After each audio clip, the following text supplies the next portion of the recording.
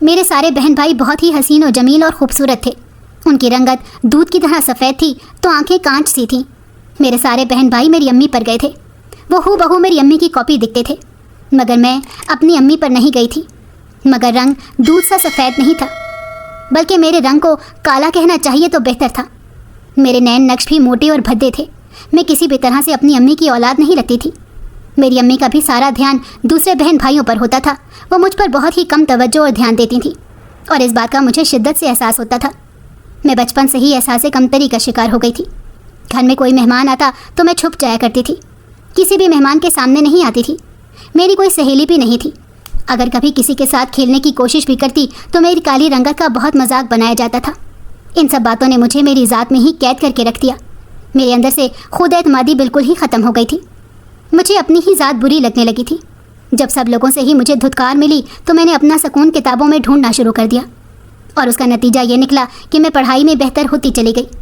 ہر سال ہی میری اول پوزیشن آتی، مگر اس بات کی خوشی گھر میں کسی کو بھی نہیں ہوتی تھی۔ اس کے برعکس میری بہن جو کہ بہت خوبصورت تھی اور خوبصورتی میں اپنی مثال آپ تھی، اس کی سیکنڈ اور تھرڈ پوزیشن پر بھی امی بے حد خوش ہوتی تھیں۔ اپنی امی کا یہ رویہ دیکھ کر میرا دل اکثر کٹ جایا کرتا تھا۔ ایک ماں ہو کر وہ کس طرح اپنے ہی بچوں میں بید بھاؤ کر سکتی تھی۔ میں کبھی کبھی تو حیران رہ جایا کرتی تھی۔ بچپن میں تو خیر احساس کمتری نے ہی سر اٹھا کر جینے نہ دیا۔ گھر میں کوئی بھی چیز آتی تو سب سے آخر میں مجھے ملا کرتی تھی، وہ بھی جب کچھ بچ جایا کرتا تھا۔ ایک میرے ابو تھے جو میری کالی رنگت، بھدے نین نقش کے باوجود بھی مجھ سے پیار کرتے تھے، مگر انہیں اپنے کاروبار سے زیادہ فرصت نہیں ملتی تھی جو وہ میری طرف دیکھتے یا میرے احساسات کا خیال کرتے۔ وہ بس اپنی زندگی کمانے میں گزار رہے تھے تاکہ ہمیں زندگی کی تمام سہولیات مہیا کر سکیں۔ اس وجہ سے بھی وہ مجھ پر زیادہ توجہ نہیں دے پاتے تھے، مگر وہ مجھے نظر انداز بھی نہیں کرتے تھے۔ یہی وجہ تھی کہ میں اپنی امی کے برعکس اپنے ابو سے بہت زیادہ پیار کرنے لگی تھی اور ان کے قریب ہو گئی تھی۔ اکثر جب وہ گھر ہوتے تو ان کے سارے کام اپنے ہاتھ سے کرنے کی کوشش کیا کرتی۔ ان کی ایک آواز پر ان کے پاس دوڑی جاتی تھی۔ بچپن تو خیر جیسے تیسے احساس کمتری کے لبادے میں لپٹے گزر گیا۔ اب میں نے جوانی کی دہلیز پر قدم رکھ دیا تھا۔ لڑکیاں تو دیکھتے ہی دیکھتے بانس کی طرح لمبی ہو جاتی ہیں، اور کب ان کی شادی کی عمر ہو جاتی ہے کچھ پتہ بھی نہیں چلتا ہے۔ میری دونوں بہنیں مجھ سے چھوٹی تھیں اور بے انتہا حسین تھیں۔ امی کو سب میری شادی کی فکر ستانے لگی۔ خاندان سے میرے لیے اب تک کوئی بھی رشتہ نہیں آیا تھا، اور اس کا جواز بھی امی جانتی تھی۔ وہ بخوبی جانتی تھی کہ میری گہری رنگت کی وجہ سے کوئی بھی اپنے بیٹے کی شادی مجھ سے نہیں کرنا چاہتا ہے۔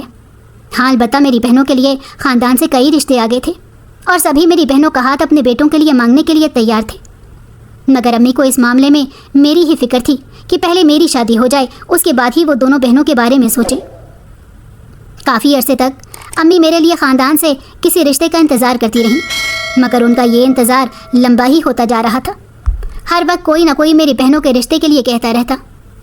جب امی ہر جگہ سے مایوس ہو گئیں تو انہوں نے میرا رشتہ ڈھونڈنے کے لیے ایک رشتے والی سے بات کی۔ اس نے امی کو یقین دلایا کہ وہ میرے لیے بہترین رشتہ تلاش کر کے لائیں گی۔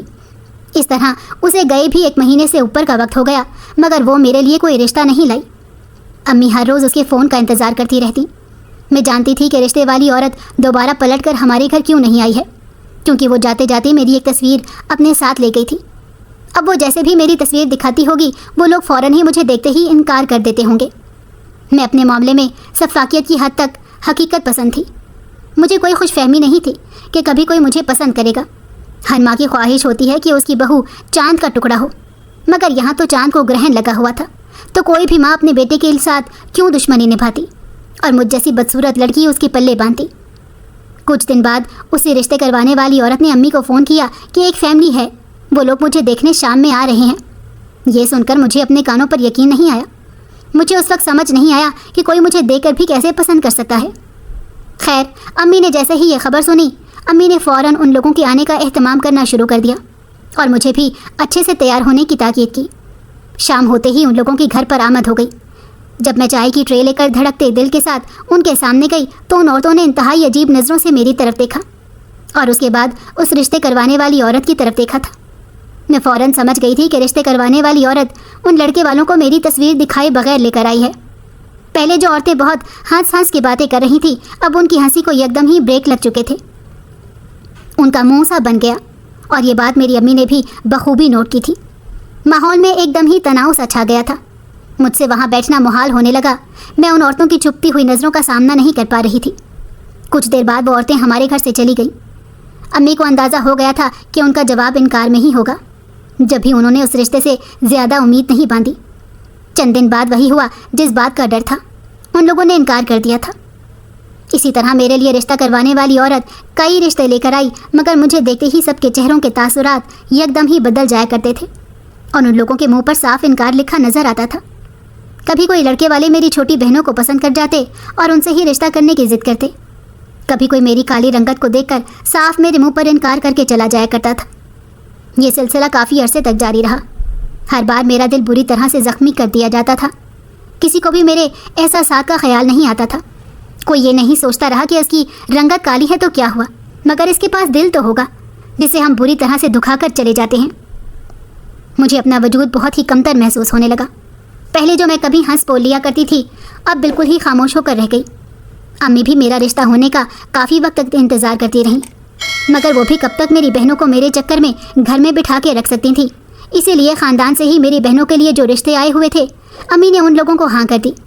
اس طرح میری دونوں بہنوں کی جلد ہی منگنی کر دی گئی۔ جب ان کی منگنی ہو گئی تو ان دونوں کے سسرال والوں نے شادی پر بھی زور دینا شروع کر دیا۔ امی چاہتی تھی کہ میری شادی کے بعد ہی دونوں کی شادی ہو، مگر ایسا ممکن ہوتا ہوا نظر نہیں آ رہا تھا۔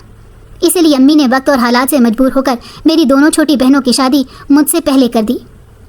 پہلے جو تھوڑے بہت رشتے آ بھی رہے تھے، وہ بھی میری دونوں بہنوں کی شادی کے بعد بالکل ہی بند ہو گئے، کیونکہ سب یہ سمجھنے لگے تھے کہ لڑکی بہت عمر کی ہے۔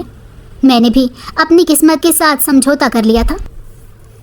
چند دن بعد وہی رشتہ کروانے والی عورت امی کے پاس آئی اور امی سے کہا کہ میرے لیے ایک بہت اچھا رشتہ ہے، اگر یہاں بات بن جائے گی تو میری زندگی سنور جائے گی۔ مگر امی کو اب میرے معاملے میں کوئی خوش فہمی نہیں تھی، اسی لیے وہ خاموش بیٹھی رہیں۔ پھر رشتہ کروانے والی عورت نے امی کو بتایا کہ ان لوگوں نے میری تصویر دیکھ کر مجھے پسند کر لیا ہے، اب مجھے دیکھنے کے لیے وہ ہفتے کی شام میں آنا چاہتے ہیں۔ اندھا کیا چاہے دو آنکھیں۔ امی نے بھی اس بات کو غنیمت جانا اور ان لوگوں کو بلانے کی حامی بھر لی۔ میں جانتی تھی کہ اس بار بھی میرے ساتھ وہی سب کچھ دوبارہ ہونے والا ہے۔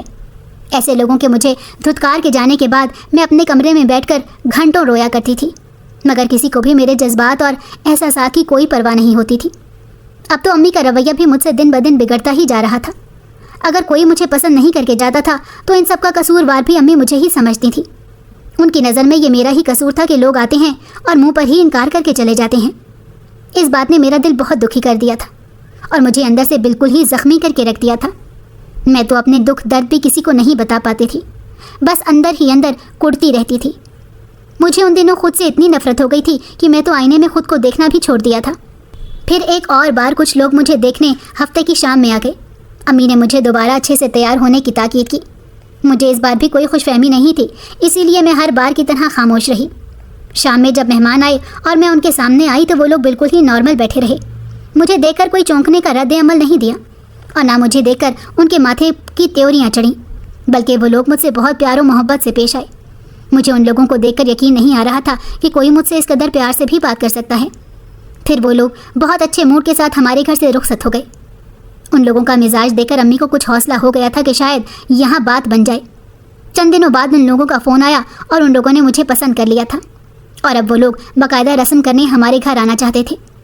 مجھے تو اس وقت یقین ہی نہیں آ رہا تھا کہ کوئی مجھے بھی پسند کر سکتا ہے۔ میں کہاں اپنی ذات کے اندھیرے میں قید تھی اور اب کہاں یہ روشنی کی کرن مجھے دکھائی دینے لگی تھی۔ میں ان دنوں بہت خوش رہنے لگی تھی۔ جلد ہی میری شادی کی تاریخ رکھ دی گئی۔ مجھے اپنی قسمت پر یقین نہیں آتا تھا کہ قسمت بھی کبھی مجھ پر ایسے مہربان ہو سکتی ہے۔ شادی کی رات جب میں نے اپنے شوہر کو دیکھا تو میرے شوہر بہت ہی حسین و جمیل تھے۔ مجھے اپنا آپ ان کے ساتھ بہت ہی بے معنی سا لگا تھا۔ ہماری جوڑی بالکل بھی نہیں جچ رہی تھی۔ جس نے بھی ہمیں ایک ساتھ دیکھا سب نے ہی دانتوں تلے انگلیاں داب لیں۔ میں بھی اپنے شوہر کو دیکھ کر حیران تھی کہ میری ساس نے مجھ میں ایسا کیا دیکھا کہ وہ اپنے اتنے حسین و جمیل بیٹے کی شادی مجھ سے کرنے پر راضی ہو گئیں۔ میرے شوہر نے پہلی ہی رات مجھ پر میری حیثیت واضح کر دی تھی اور صاف صاف کہہ دیا تھا کہ انہوں نے یہ شادی صرف اور صرف اپنی ماں کو خوش کرنے کے لیے کی ہے، ورنہ میں انہیں اپنے جیون ساتھی کے روپ میں بالکل بھی پسند نہیں آئی ہوں۔ انہوں نے مزید کہا کہ وہ مجھ سے بالکل بھی شادی نہیں کرنا چاہتے تھے، مگر اپنی ماں کو بھی انکار نہیں کر پائے تھے۔ یہی وجہ تھی کہ انہیں مجبوراً اس شادی کے بندھن کے ساتھ بننا پڑا۔ پہلی ہی رات اپنے شوہر کے منہ سے اس قدر شفاف حقیقت سن کر میرے پیروں تلے زمین نکل گئی تھی۔ مجھے تو لگنے لگا تھا کہ شاید اب میری زندگی کے اندھیرے اجالوں میں بدل جائیں گے، مگر میں نہیں جانتی تھی کہ ابھی تو میری زندگی کے امتحانات شروع ہوئے ہیں۔ یہ کب اور کس موڑ پر ختم ہوں گے اس کا مجھے بالکل بھی اندازہ نہیں تھا۔ شادی کی پہلی رات میری روتے سسکتے گزر گئی، مگر میرا جیون ساتھی مجھ سے اس قدر انجان رہا کہ اسے میرے آنسوؤں کی بھی کوئی پرواہ نہیں تھی۔ اسے تو بس اپنی ماں کو خوش کرنے کے لیے مجھ جیسی بدصورت اور معمولی شکل و صورت کی لڑکی سے شادی کی تھی، ورنہ اسے مجھ سے کوئی لگاؤ نہیں تھا۔ میرے شوہر نے پہلی ہی رات اپنی ماں کی اہمیت بھی مجھ پر واضح کر دی تھی کہ میں کبھی بھی ان کی ماں کے سامنے سر اٹھا کر بات نہ کروں۔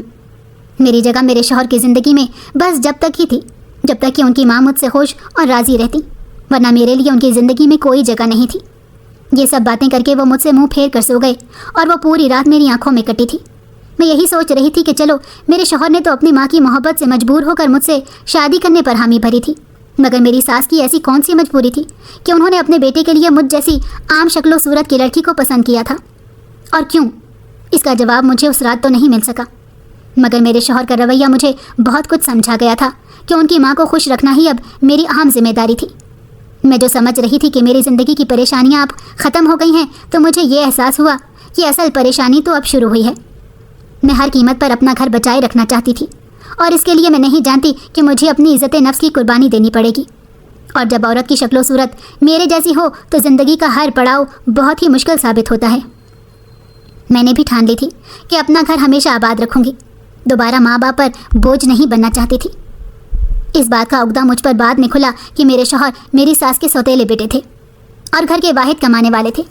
جب ہی میری ساس نے سوچا کہ اگر وہ میرے شوہر کے لیے کوئی حسین لڑکی اس گھر میں لے آئیں گی تو میرے شوہر تو اس کے حسن کے دیوانے ہو کر رہ جائیں گے۔ جب ہی میری ساس نے یہ چال چلی کہ انہوں نے اپنے سوتیلے بیٹے کی شادی مجھ جیسی بدصورت لڑکی سے کروا دی تاکہ ان کا بیٹا کبھی بھی میری جانب مائل نہ ہو سکے اور ان کی مٹھی میں رہے، جیسے جیسے وہ کہیں ان کا بیٹا کرتا رہے۔ اور سچ یہی تھا کہ میرے شوہر اپنی ماں کے بے حد فرما بردار تھے۔ آج تک انہوں نے اپنی ماں کی کسی بات سے انکار نہیں کیا تھا، اور اس بات کا جیتا جاگتا ثبوت یہ تھا کہ انہوں نے مجھ سے اپنی ماں کے کہنے پر شادی کر لی تھی۔ میرے شوہر کی سگی ماں ان کے بچپن میں ہی فوت ہو گئی تھی۔ اس کے بعد میرے سسر نے میری موجودہ ساس سے دوسری شادی کر لی۔ جب وہ بیاہ کر گھر آئیں تو انہیں شوہر کے ساتھ ایک عدد بیٹا بھی ملا تھا۔ میری ساس کے دل میں اپنے اس سوتیلے بیٹے کے لیے کوئی جگہ نہ تھی، مگر اپنے شوہر کو خوش کرنے کے لیے وہ اپنے سوتیلے بیٹے سے پیار و محبت سے پیش آنے لگیں، اور کچھ ان کی شادی کے فوراً بعد ساس سے 2 بیٹیاں پیدا ہو گئیں، تو کچھ اس وجہ سے بھی وہ اپنے سوتیلے بیٹے سے دکھاوے کا ہی صحیح مگر پیار کرنے پر مجبور تھیں، کیونکہ وہ جانتی تھیں کہ ان کے بڑھاپے کا سہارا ان کا یہی بیٹا بنے گا۔ اسی لیے انہوں نے اس وقت دور کی سوچی اور اپنے سوتیلے بیٹے کو اپنے دکھاوے کی محبت دے دی۔ میرے شوہر بھی بچپن سے ماں کے پیار کو ترسے ہوئے تھے۔ جب ان کی سوتیلی ماں نے ان سے 2 بول محبت کے بولے تو وہ پور پور ان کی محبت میں ڈوبتے چلے گئے۔ اب ان کو اس دنیا میں اپنی ماں کے سوا اور کوئی بھی دکھائی نہیں دیتا تھا۔ میرے شوہر نے اپنی سوتیلی ماں کو اپنی سگی ماں سے بھی زیادہ کا درجہ دے رکھا تھا۔ وہ جو بھی کہتی وہ اس پر آنکھیں بند کر کے یقین رکھتے تھے۔ ابھی شادی کو چند دن ہی گزرے تھے کہ میرا شوہر مجھے کالی ہونے کے تانے دینے لگا تھا۔ اسے میں ایک آنکھ نہیں بھاتی تھی۔ وہ ہمیشہ میری کالی رنگت اور شکل و صورت کو مذاق کا نشانہ بنایا کرتا تھا۔ اس کی یہ ساری باتیں سن کر میرا دل کٹ کر رہ جایا کرتا تھا اور مجھے بے حد دکھ ہوتا، مگر میں اسے کچھ کہہ نہیں سکتی تھی۔ خاموش رہنا میری مجبوری تھی۔ میرے شوہر کی اس قدر بے رخی پر بھی میرے دل میں ان کے لیے بہت محبت تھی، اور میں ہر حال میں ان کے ساتھ گزارا کرنا چاہتی تھی۔ اب میری ساس بھی میرے سامنے اپنے بیٹے کو میرے خلاف بھڑکانا شروع ہو گئیں کہ مجھ سے کبھی بیٹے نہ پیدا کرے، ورنہ اس کا کبھی رشتہ نہیں ہوگا۔ یہ بات سن کر میرے دل پر چھریاں چل جاتی، اور میں بے اختیار دعا کرتی کہ مجھے بیٹی پیدا نہ ہو، اور اگر ہو بھی جائے تو اس کی قسمت میری جیسی نہ ہو۔ میری ساس یہ بالکل بھی نہیں چاہتی تھی کہ ان کے سوتیلے بیٹے کی اولاد اس دنیا میں آئے۔ وہ ہمیشہ اپنے سوتیلے بیٹے پر اپنا ہی تسلط قائم رکھنا چاہتی تھیں۔ ابھی شادی کو 1 سال بھی پورا نہ گزرا تھا کہ میں حاملہ ہو گئی۔ اب میرا شوہر مجھے دھمکاتا کہ اگر بیٹی پیدا کی تو وہ مجھے طلاق دے کر اس گھر سے رخصت کر دیں گے، کیونکہ اس کی ماں نے اس کے ذہن میں یہ بات بٹھا دی تھی کہ اگر بیٹی پیدا ہوئی تو وہ اپنی ماں جیسی ہی شکل و صورت لے کر اس دنیا میں آئے گی، اور میرا شوہر تو مجھ سے نفرت کرتا تھا، کجا کہ وہ اپنی بیٹی کو بھی میری ہی شکل کا دیکھتا۔ میرا شوہر ہر بات میں اپنی ماں کی ہاں میں ہاں ملاتا۔ میں ان دونوں سے بہت خوفزدہ رہنے لگی تھی۔ مجھے یہی خوف اندر سے مارتا رہتا کہ اگر بیٹی پیدا ہو گئی تو میرا شوہر مجھے طلاق دے دے گا اور مجھے ایک بار پھر اپنے ماں باپ کی دہلیز پر جانا پڑے گا۔ میرے دن رات اسی پریشانی میں گزر رہے تھے۔ میری ایسی حالت میں بھی میرے شوہر اور میری ساس کو میرا کوئی خیال نہیں آتا تھا۔ سارے گھر کے کام میرے ہی ذمہ لگائے ہوئے تھے اور اوپر سے ذہنی پریشانی الگ دے رکھی تھی۔ میرے شوہر اور ساس کو یقین تھا کہ میں اپنے ہی جیسی بیٹی پیدا کروں گی۔ میری ساس تو مجھے اٹھتے بیٹھتے یہی تانے دیتی کہ تیرے پیٹ میں لڑکی ہے، میرا بیٹا بس تجھے چھوڑنے ہی والا ہے، اور میری روح تک کام کر رہ جاتی تھی۔ میرا 7واں مہینہ شروع ہو گیا تھا اور میری طبیعت بہت خراب تھی۔ میرا شوہر تو مجھے ڈاکٹر کے پاس تک نہیں لے کر جاتا تھا، وہ مجھ سے بالکل ہی غافل اور بے پرواہ تھا۔ اسے اس بات کی بھی کوئی پرواہ نہیں تھی کہ میری کوکھ میں اس کی اولاد پل رہی ہے، اسے تو بس یہی فکر تھی کہ بیٹی پیدا ہو اور وہ مجھے چھوڑ دے۔ 7ویں مہینے میں جب میری طبیعت زیادہ خراب ہوئی تو میں اپنی ساس کو بتا کر ڈاکٹر کو دکھانے اکیلے ہی چلی گئی۔ میں نے اپنی ساس کو بھی اپنے ساتھ چلنے کے لیے کہا، مگر انہوں نے صاف انکار کر دیا اور میرے ساتھ ڈاکٹر کے پاس جانے کی حامی نہیں بھری۔ میں اکیلے ہی ڈاکٹر کو دکھانے چلی گئی۔ جب ڈاکٹر کو میں نے اپنی ساری کیفیت بتائی تو ڈاکٹر نے مجھے الٹرا ساؤنڈ لکھ دیا۔ میں اسی وقت الٹرا ساؤنڈ کروانے گئی۔ جب الٹرا ساؤنڈ کرنے والی ڈاکٹر سے میں نے پوچھا کہ میرے پیٹ میں بیٹا ہے یا بیٹی، تو اس نے مجھے جو بتایا وہ سن کر میرے پیروں تلے سے زمین نکل گئی۔ اس نے بتایا کہ میرے پیٹ میں بیٹی ہے۔ مجھے اپنا سر چکراتا ہوا سا محسوس ہو رہا تھا۔ میں سمجھ گئی تھی کہ اب میرا گھر اجڑنے سے کوئی نہیں بچا سکتا۔ میں نے وہیں بیٹھ کر زاروں قطار رونا شروع کر دیا۔ مجھے سمجھ نہیں آ رہا تھا کہ آخر مجھے رونا کس بات پر آ رہا ہے، بیٹی پیدا کرنے پر یا اپنا گھر اجڑنے پر۔ میں نہیں جانتی کہ میں کس طرح اس ڈاکٹر کے کلینک سے نکلی تھی۔ میں بس روتی ہوئی چلتی ہی جا رہی تھی۔ میرا بدصورت ہونا میرے لیے اتنا بڑا گناہ بن گیا تھا کہ اب میرا گھر اجڑ جاتا اور کسی کو اس کی پرواہ بھی نہیں ہونی تھی۔ مجھے اس بات سے فرق نہیں پڑتا تھا کہ بیٹی پیدا ہوگی یا بیٹا، میرے لیے تو میری اولاد دنیا کی سب سے زیادہ قیمتی شے تھی۔ مگر اس بات سے میری ساس اور میرے شوہر دونوں کو فرق پڑتا تھا، اور اگر میری بیٹی بھی میرے جیسی شکل و صورت کی پیدا ہو گئی تو ایک پل کو تو یہ بات سوچ کر ہی میرا دل لرز کر رہ گیا تھا۔ آج تک اپنی زندگی میں جو دکھ میں نے اٹھائے تھے، کیا وہی دکھ میری بیٹی کو بھی زندگی میں لکھ دیے جائیں گے؟ یہ سوچ کر ہی میرا دل کسی پتے کی مانند کانپ رہا تھا۔ میرا سر ٹکراتا تو میں وہیں سڑک کے کنارے بیٹھ گئی۔ میری آنکھوں کے سامنے بے تحاشا اندھیرا چھا رہا تھا۔ اپنا مستقبل مجھے بے حد تاریک نظر آ رہا تھا۔ رو رو کر میرا برا حال ہو چکا تھا۔ میرے سامنے اپنی گزری ہوئی زندگی جیسے کسی فلمی پردے کی مانند چلنے لگی۔ مجھے احساس ہی نہیں ہو رہا تھا کہ مجھے کتنی ہی دیر وہیں ایک ہی حالت میں بیٹھے بیٹھے گزر گئی ہے۔ میں تو کچھ بھی سوچنے سمجھنے کی صلاحیت سے خالی ہو گئی تھی۔ آج مجھے اپنا دامن ہی نہیں، دل بھی خالی خالی سا محسوس ہو رہا تھا۔ آنسو بے مول سے ہو کر میری آنکھوں سے بہ رہے تھے، مگر مجھے اپنے آنسوؤں کی پرواہ نہیں تھی۔ میں اس لمحے خود کو بہت کمزور اور بے بس محسوس کر رہی تھی۔ میں جب وہاں بیٹھے بیٹھے تھک گئی تو میں نے سر اٹھا کر اپنے اطراف میں نگاہ دوڑائی۔ یہ علاقہ میرے گھر سے تھوڑے فاصلے پر تھا۔ مجھے کچھ خبر نہیں ہوئی کہ میں کیسے چلتے چلتے اس علاقے میں پہنچ گئی۔ اب میرے سامنے ایک بہت ہی خوبصورت وہ مسجد تھی۔ میں دھیرے دھیرے قدم اٹھاتی ہوئی اس مسجد میں چلی گئی۔ اس مسجد میں قدم رکھتے ہی مجھے اپنے رگو پے میں ایک ٹھنڈک سی اترتی محسوس ہوئی اور دل کو ایک سکون کا سا احساس ہوا۔ میں نے اس مسجد میں جا کر 2 نفل پڑھے اور اللہ سے اپنے لیے مدد مانگی۔ نفل پڑھ کر فارغ ہوئی تو میں وہیں ایک کونے میں زمین پر لیٹ گئی، اور زمین پر لیٹتے ہی کب نیند کی آغوش میں گئی اس بات کا مجھے اندازہ نہیں ہو سکا۔ کچھ دیر بعد آنکھ کھولی تو مجھے محسوس ہوا کہ میرے چاروں طرف جیسے چھوٹے چھوٹے بچے کھیل رہے ہیں، اور میری گود میں ایک خوبصورت سی بچی لیٹی ہوئی ہے۔ میں بے خودی میں اس بچی کا چہرہ تک رہی تھی۔ وہ بچی انتہائی خوبصورت تھی اور ہو بہو اپنے باپ پر گئی تھی۔ میں بہت خوش تھی کہ وہ بچی میری جیسی نہیں ہے۔ میرے ارد گرد فرشتوں جیسے بچے کھیل رہے تھے۔ میں انہیں دیکھ دیکھ کر خوش ہو رہی تھی اور اپنی بیٹی کی واری صدقے جا رہی تھی۔ کچھ دیر بعد میری نیند سے ہڑبڑا کر آنکھ کھلی تو سب سے پہلے میں نے اپنی گود کی جانب دیکھا۔ میری گود بالکل خالی تھی، اس میں کوئی بچی نہیں تھی اور نہ ہی میرے ارد گرد بچے کھیل رہے تھے۔ میں سمجھ گئی تھی کہ میں یہ خواب دیکھ رہی تھی، مگر میں یہ خواب دیکھ کر ایک دم سے مطمئن سی ہو گئی تھی اور میں نے سب کچھ اللہ پر چھوڑ دیا تھا۔ میں نے اپنی قسمت کا فیصلہ اللہ پر چھوڑ دیا۔ میرے دل میں ایک دم ہی سکون سا بھر گیا تھا۔ میں وہاں سے یہ فیصلہ کر کے اٹھی کہ اب جو بھی ہوگا دیکھا جائے گا۔ اگر میری بیٹی مجھ پر گئی اور میرے شوہر نے مجھے چھوڑ دیا تو میں اپنی بیٹی کو تنہا ہی پال لوں گی اور اسے کسی بھی چیز کی کمی محسوس نہیں ہونے دوں گی۔ اس خیال نے میرے دل کو بہت تقویت بخشی اور میں وہاں سے اٹھ کر گھر آ گئی۔ کچھ وقت کے بعد بچے کی ولادت کا وقت نزدیک آیا تو میں نے اپنے شوہر سے اسپتال چلنے کو کہا۔ ہسپتال جانے سے پہلے میرے شوہر نے مجھے یہ بات لازمی جتانی ضروری سمجھی کہ اگر میرے جیسی بیٹی پیدا ہو گئی تو وہ مجھے اسپتال سے لینے نہیں آئیں گے، میں ہسپتال سے ہی اپنی امی کے گھر چلی جاؤں، وہ وہیں پر مجھے طلاق نامہ بھیج دیں گے۔ یہ سن کر میرا دل بہت دکھا، مگر اب میں اپنی قسمت پر صبر کرنے کا فیصلہ کر چکی تھی۔ اسی وجہ سے میں نے خاموشی سے ان کی تمام کڑوی باتیں سہ لیں اور صبر کر لیا۔ میں ہسپتال میں تھی اور میرے ساتھ صرف میرے شوہر ہی گئے تھے۔ میری ساس نے میرے ساتھ جانا ضروری نہیں سمجھا۔ کچھ دیر بعد میرے شوہر بھی مجھے اسپتال میں چھوڑ کر چلے گئے۔ میرے شوہر گھر پہنچے تو میری ساس اپنی دونوں بیٹیوں کے ساتھ اپنے کمرے میں تھیں۔ میرے شوہر کی عادت تھی کہ وہ ہمیشہ گھر آتے ہی پہلے اپنی ماں کے پاس جاتے تھے۔ ابھی وہ ان کے کمرے کے باہر پہنچے ہی تھے کہ انہیں اندر سے ان لوگوں کی باتیں کرنے کی آواز آنے لگی۔ میری ساس کہہ رہی تھی، اچھا ہے میرے یہاں بیٹی پیدا ہو تاکہ میرے شوہر مجھے چھوڑ دیں، اور پھر وہ میرے شوہر کی کبھی بھی دوسری شادی نہیں ہونے دیں گی، تاکہ ان کا یہ فرما بردار بیٹا ہمیشہ ان کی مٹھی میں ہی رہے۔ میرے شوہر ان کے منہ سے یہ بات سن کر ٹھٹک گئے اور وہیں دروازے میں رک گئے، کیونکہ وہ تو سمجھ رہے تھے کہ ان کی ماں تو پوتا ہونے کی دعائیں مانگ رہی ہوگی، مگر یہاں تو معاملہ ہی الٹ تھا۔ میری ساس مزید اپنی بیٹیوں سے کہہ رہی تھی کہ وہ جان بوجھ کر میرے جیسی بدصورت لڑکی کو ان کی بیوی بنا کر ان کی زندگی میں لے کر آئیں، تاکہ وہ کبھی بھی میری جانب راغب نہ ہو سکیں۔ میرے شوہر نے جب یہ سب کچھ اپنے کانوں سے سنا تو ان کی آنکھوں میں آنسو آ گئے۔ انہیں اپنی ماں کا یہ روپ بہت اجنبی سا لگا۔ جس ماں کو انہوں نے اپنی سگی ماں سے بڑھ کر چاہا تھا، اسی نے دشمنی کی ساری حدیں پار کر دی تھیں۔ میرے شوہر کا دل بالکل ہی ٹوٹ چکا تھا۔ انہیں اپنی غلطی کا شدت سے احساس ہوا کہ انہوں نے میرے ساتھ کس قدر ظلم کیا ہے۔ وہ ساری زندگی جھوٹے رشتوں میں بندے رہے اور ایک سچے رشتے کی بالکل بھی قدر نہیں کی۔ میں ان کا ہر ظلم سہ کر بھی ان کے ساتھ ہنسی خوشی رہتی رہی۔ وہ گھر سے نکل کر سیدھا میرے پاس اسپتال پہنچے۔ میں تب تک درد سے تڑپ رہی تھی، ابھی بچے کا جنم نہیں ہوا تھا۔ وہ میرے پاس آ کر بیٹھ گئے اور مجھ سے اپنے کیے کی معافی مانگنے لگے۔